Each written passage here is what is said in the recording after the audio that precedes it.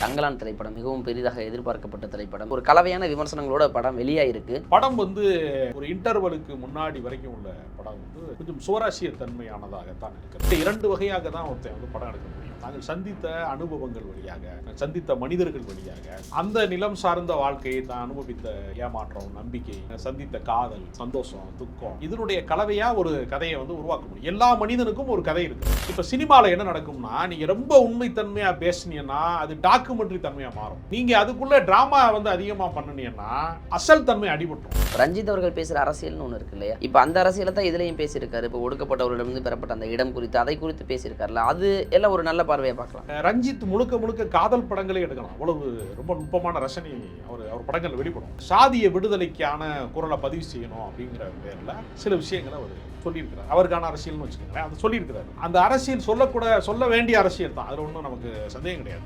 2 மணி நேரத்தில் மனித குலத்தினுடைய ஒட்டுமொத்த விடுதலையும் சினிமாவில் வந்து நீங்கள் முன்வைக்கவே முடியாது. கதை மேலே வந்து நீங்கள் அரசியலை கொஞ்சம் தெளிக்கிறதுங்கிறது வேற.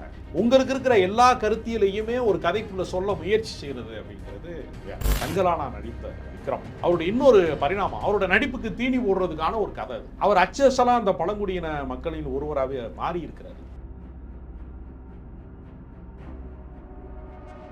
அறம் நாடு நேயர்களுக்கு அன்பு வணக்கம். இன்று நம்மோடு இணைந்திருப்பவர் சினிமா விமர்சகர் ராஜகம்பீரன் அவர்கள். சார் வணக்கம். வணக்கம். எப்படி சார் இருக்கீங்க?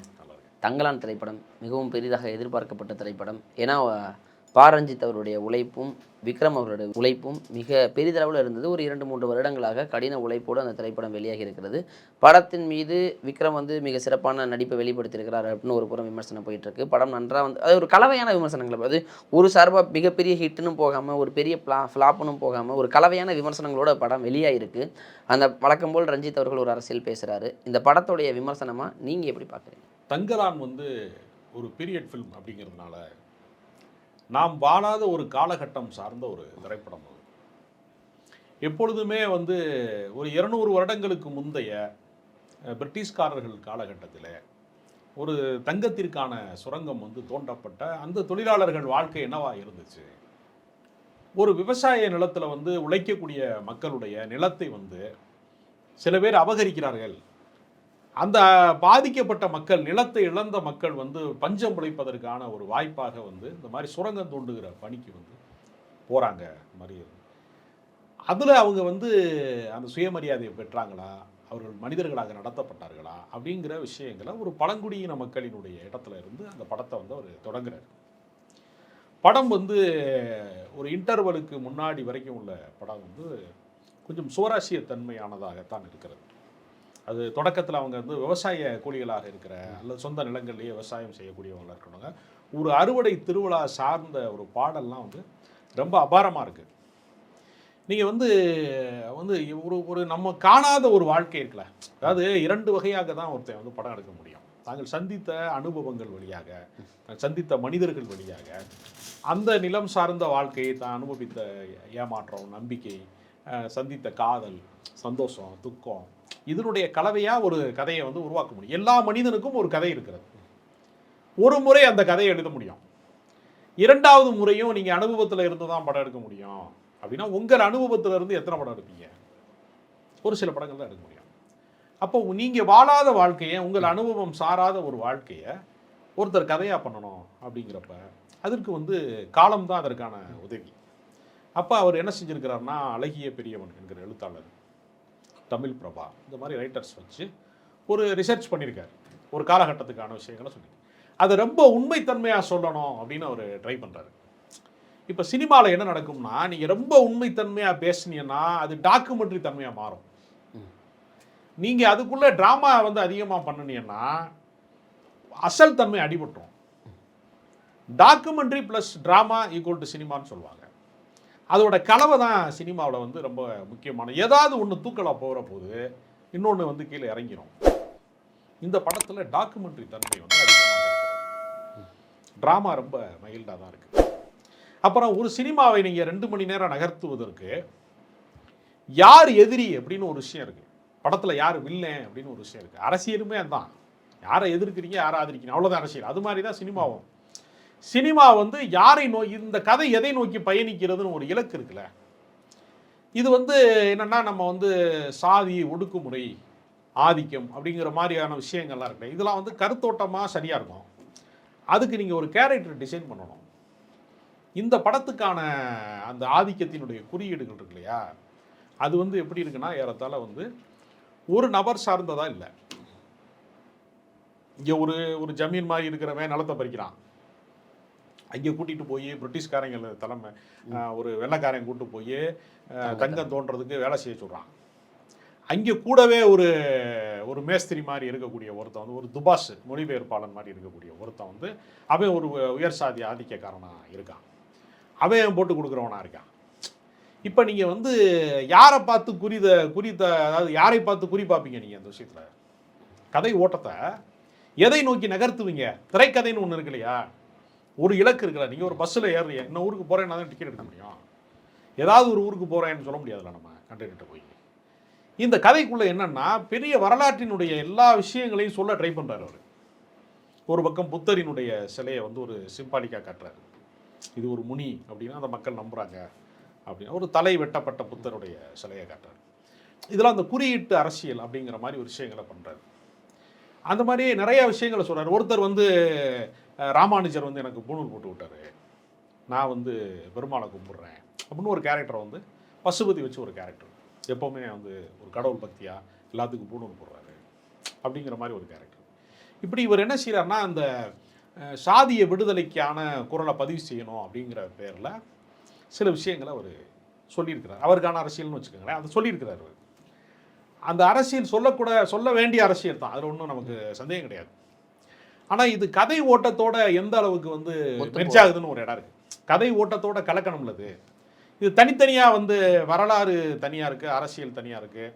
இது ரெண்டையும் இணைக்கிற ஒரு புனைவு ஒன்று இருக்குல்ல, இது மூணு ஒன்றோட ஒன்று கலக்கிற ஒரு இடம் இருக்குல்ல, அது இந்த படத்துக்குள்ளே அது கலந்துருக்கா அப்படின்னு ஒரு இடம் இருக்கு இல்லையா. அது என்டர்டெயின்மெண்ட்டாக படம் பார்க்குற ஒருத்தனோட கனெக்ட் பண்ணணும். நீங்கள் ஸ்க்ரீனில் பார்க்குற ஆள் வந்து நான் தான் அப்படின்னு ஃபீல் ஆகிற ஒரு இடம் இருக்குல்ல, அந்த இடம் நிறைய இடங்களில் மிஸ் ஆகுது. ஒரு சில இடம் வந்து ரொம்ப அபூர்வத்தன்மை வாய்ந்ததாகவும் இருக்குது. இப்போ உதாரணத்திற்கு அவர் போய் முதல் முறையாக வந்து அந்த தங்கம் தோன்றதுக்கான விஷயத்துக்கு அவர் போகிறப்ப வெள்ளைக்காரன் வந்து அவருக்கு பணம்லாம் கொடுத்து திரும்பி வரும்போது ஒரு கோவணம் மாதிரி ஒரு உடையை உடுத்து பழங்குடி உடையோடு இருக்கிறவர் ஒரு கோட்டு சூட்டு மாதிரி போட்டு சூலாம் போட்டு ஒரு குதிரையில் வந்து இறங்குறாரு, துப்பாக்கி வச்சுருக்கிறாரு.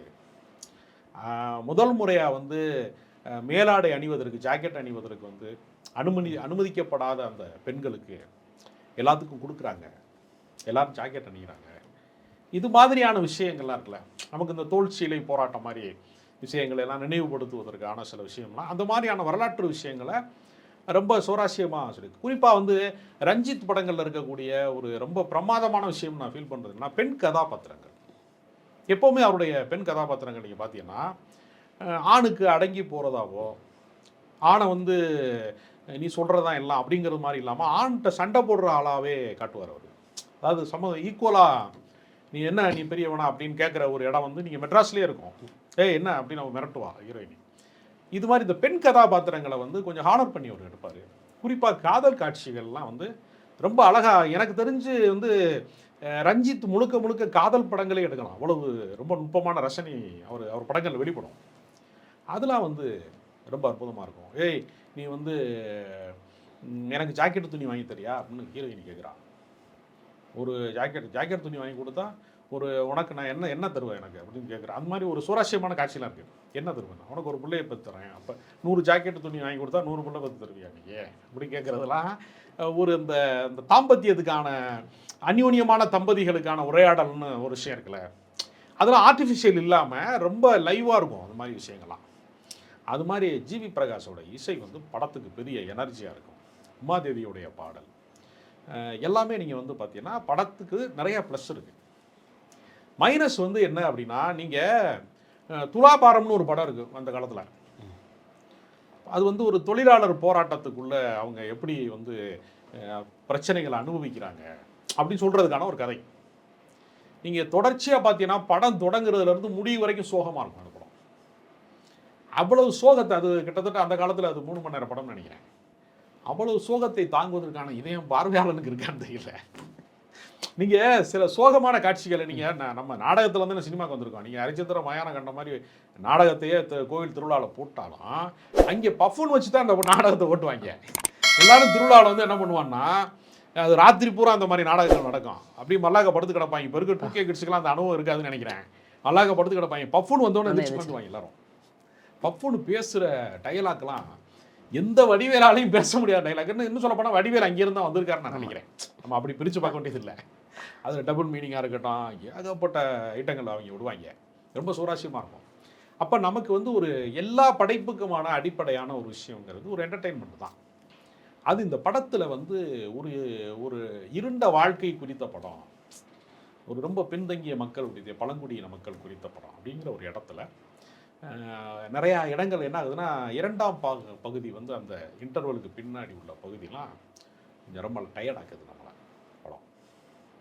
அதை தாண்டி இந்த படத்தோட முன்னுக்கு பின் முரண் என்னென்னா, அவங்க எதை நோக்கி போகிறாங்களோ, தங்கம்ங்கிறது வந்து ஒரு மஞ்சள் பிசாசு அப்படின்னு ஒரு கருத்து இருக்குது. இந்த உலகத்தில் வந்து தங்கம்னு ஒன்று கண்டுபிடிச்ச பின்னாடி பொருளாதாரத்துடைய இதில் நகைக்காக வந்து ஒரு மூதாட்டியை வந்து கழுத்தறுத்துறான், ஒரு குழந்தைய கொண்டு போடுறான். நகைக்காக எவ்வளோ நடந்திருக்கு இல்லையா, எவ்வளோ கொலைகள் நடந்திருக்கு. இது ஒரு மஞ்சள் பிசாசு அப்படிங்கிறது இது வந்து ஒரு பொருளாதாரத்தை வந்து ஒரு லாக் பண்ணி வைக்கிற விஷயமா இருக்குது. பெண்களுக்கு வந்து சேமிப்புக்கான இப்போ தான் வங்கி கணக்கு, இப்போ தான் வேலைக்கு போகிறாங்க, இப்போ தான் படிப்பு, சொத்து, இதெல்லாம் சாத்தியமானது இப்போ தானே. அவங்களுக்கு எல்லாமே நகை வடிவம் தானே. அவங்க தாலிங்கிற ஏரியாவையே தாலி அது அது திருமணத்துக்கான அடையாளம் கிடையாது. அது நகைங்கிறது தான் கணக்கு. தாலி கொடிக்குள்ளே இருக்கிறது அந்த நகை தான் கணக்கு. அப்போ முழுக்க வந்து அந்த பெண்களுடைய உயிரே கூட யாரத்தால வந்து காதலை சொல்லுகிற வழி தங்கம்னு விளம்பரம் போடுற அளவுக்கு அதனுடைய தன்மைக்குள்ள மஞ்சள் பிசாசுங்கிற அந்த மாற்று கருத்தை சொல்றதா இருக்கட்டும், முடிக்கும் போது வந்து பற்றுதான் இந்த உலகத்துக்கான ஒரு பெரிய துயரம் அப்படிங்கிறது, இது ஒரு நேர் முரணான விஷயங்களும் அதற்குள்ள இருக்கு. இதுல என்ன அசாத்தியமான விஷயம்னா வந்து தங்கலானா நடித்த விக்ரமை வந்து நம்ம வந்து அவருடைய நடிப்பு எவ்வளவு வியக்கத்தக்க நடிப்பு. அது சேதுலேருந்து நம்ம பார்க்குறோம், பிதாமகன்லேருந்து பார்க்குறோம். அவருடைய இன்னொரு பரிணாமம், அவருடைய நடிப்புக்கு தீனி போடுறதுக்கான ஒரு கதை அது. அவர் அச்சஸெல்லாம் அந்த பழங்குடியின மக்களின் ஒருவராகவே மாறி இருக்கிறார். அது மாதிரி பார்வதியோட கேரக்டர், அது மாதிரியான விஷயம், பசுபதி எல்லாம் ஒரு நடிப்பாக வந்து இந்த படம் வந்து தனித்தனியாக சிறப்புடையது. ஒட்டுமொத்த படமாக பார்க்குறதுக்கு சிறப்புடையதா அப்படின்னு கேட்டால் நிச்சயமாக சந்தேகம் தான் எனக்கு. ஏன்னா இப்போ நீங்கள் தேட்டரில் படம் பார்க்குறதுக்கும் ஓடிடியில் படம் பார்க்குறதுக்கும் ஒரு வித்தியாசம் இருக்குது. ஓடிடியில் வந்து நீங்கள் கொஞ்சம் நிறுத்தி வைக்கலாம் டயர்டாகும் போது. சினிமாவை தேட்டரில் நீங்கள் நிறுத்தி வைக்க முடியாது. அதனால் மொத்தமாக பார்க்குற போது ஒரு அழுத்தமான ஒரு கதையை சொல்ல முயற்சி பண்ணியிருக்கிறாங்க. ஆனால் அது முழுமை பெறலை அப்படிங்கிறது தான் அந்த படத்துடைய.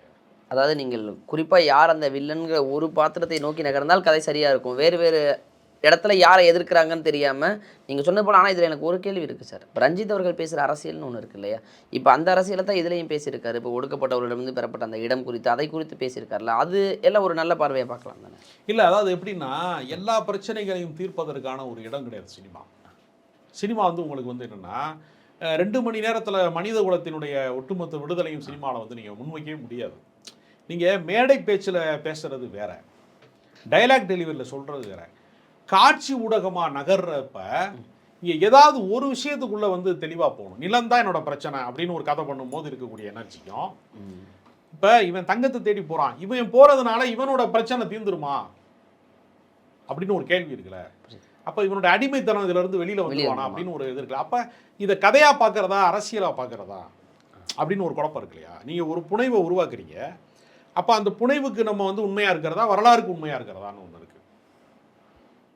அந்த இடத்துல வந்து ஒரு சின்ன தடுமாற்றம் ஒன்று இருக்குது. அதனால் கதை மேலே வந்து நீங்கள் அரசியலை கொஞ்சம் தெளிக்கிறதுங்கிறது வேற, உங்களுக்கு இருக்கிற எல்லா கருத்தியிலையுமே ஒரு கதைக்குள்ளே சொல்ல முயற்சி செய்கிறது அப்படிங்கிறது வேற. அது ரெண்டும் பொருந்துமாங்கிற ஒரு கேள்வி தான். இப்போ வந்து நீங்கள் வந்து ஒரு தேயிலையை சாரா வந்து கொதிக்க வைக்கும் போது ஒரு நிறம் இருக்குது, பாலுக்கு ஒரு நிறம் இருக்குது. ரெண்டையும் கலக்கும் போது ரெண்டோட நிறமும் இல்லாமல் வேறொரு நிறம் வந்துடுது. சினிமாவும் அதுதான். ஒரு உண்மைத்தன்மை இருக்குது, ஒரு கற்பனைத்தன்மை, ஒரு புனைவுத்தன்மை இருக்குது. ரெண்டும் நீங்கள் ப்ரெசண்ட்டாக ரெண்டையும் கலக்கிற போது வேறொரு தன்மை இது அடையணும்ல. இது அடைஞ்சிருக்கான்னு கேட்டால் அடையலை. அந்த இடம் வந்து மிஸ் ஆகிருக்கு. ஏன்னா இவர் ஒரு மகத்தான கலைஞர். நீங்கள் ரஞ்சித்தோட வந்து அரசியல் ரீதியாக யார் வேண்டுமானாலும் முரண்பட்டுக்கலாம், அது வேறு, அவருடைய கருத்துரிமை அது. ஆனால் ஒரு கலைஞனாக ரஞ்சித் தமிழ் சினிமாவினுடைய ஒரு ஒரு கலை பொக்கிஷம். மகத்தான படங்களை எடுத்து வருவார். அவருடைய படங்களை, அவருடைய திரைக்கதையை, அவருடைய கலை பயணம் எல்லாமே ஒரு ரொம்ப சிறப்பானது. முக்கியமான படங்கள் தமிழில் எடுத்துக்காரு. ஒரு ட்ரெண்ட் செட்டிங் டைரக்டர் ஒரு ஆள். அது வந்து இந்த படத்தில் மிஸ் ஆகுதோ அப்படிங்கிற இடம் வந்து இருக்குது. ஆனாலும் இந்த படம் வந்து ஒரு அபத்தமான படம் கிடையாது. ஒரு கொடிய வன்முறை படமோ சமூக விரோத படமோ கிடையாது. புறக்கணிக்க வேண்டிய படமும் கிடையாது. இது கொண்டாட்டத்துக்குரிய ஒரு படம் தான். ஆனால் இது எல்லா ஜனங்களுக்குமான படமா, எல்லா தன்மைக்குமான படமா அப்படிங்கிற இடத்துல ஒரு கனெக்டாக மறுக்குது. அந்த வட்டார வழக்கு சார்ந்து அவங்க பேசுகிற மொழியெலாம் வந்து பல பேருக்கு வந்து புரியலை. இந்த வடார்காடு மாவட்டத்தில் இருக்கக்கூடிய ஒரு கிராமம் அப்படின்னு ஒரு கதையை தொடங்குறாங்க. அந்த லாங்குவேஜே பல பேருக்கு புரியலை. இந்த வாழ்க்கை முறையும் நமக்கு புரியலை. இந்த கதைக்களம் வந்து சாமானியர்களுக்கான இந்த கதைக்களமும் புரியலை. அதை தாண்டி இந்த வட்டார வழக்கு அந்த படத்தோட நம்மளை வந்து இணைய மறுக்குது. இந்த படத்தில் வந்து ரொம்ப அற்புதமான வசனங்கள்லாம் பிரமாதமாக இருக்குது. வந்து வறுமைப்பட்டவனுக்கும் வயிறு பசிச்சவனுக்கும் வைராக்கியம் தான்டா சோறு. சோறு கிடைக்காதவனுக்கு ஒரு வைராக்கியம் இருக்கணும் அப்படிங்கிற மாதிரி விஷயம். சாக துணிஞ்சவனுக்கு தான்டா வாழ்க்கை. இந்த மாதிரி நிறையா டைலாக்ஸ்லாம் வந்து அது தனித்தனி சிறப்புடையதாக இருக்குது. பாடல் ரொம்ப சிறப்புடையதாக இருக்குது. தங்கலான் அந்த கேரக்டர்ல இருக்கு. விக்ரமோட நடிப்பு சிறப்புடையதாக இருக்குது. தனித்தனியாக பார்க்கும்போது எல்லாமே சிறப்பாக இருக்கு. ஒன்றா சேரும்போது ஒரு மேஜிக் நடக்கணும் சினிமாவில். அந்த மேஜிக் இதில் மிஸ் ஆகிருக்கு படத்தில். அதான் அந்த படத்தில். ஓகே சார், ஒரு முறை பார்க்கலாம் என்பதற்கான ஒரு படம். அவ்வளோ மோசமான ஒரு விமர்சனமாக. ஆமாம் ஆமாம். ஏன்னா படம் ஆனால் நீங்கள் எல்லாருக்கும் போய் சேர்ற படமாக, எல்லாருக்கும் புரிகிற படமாக அது வரலங்கும் போது தான் அந்த ஒரு நெகட்டிவ் விமர்சனங்கள் வருது.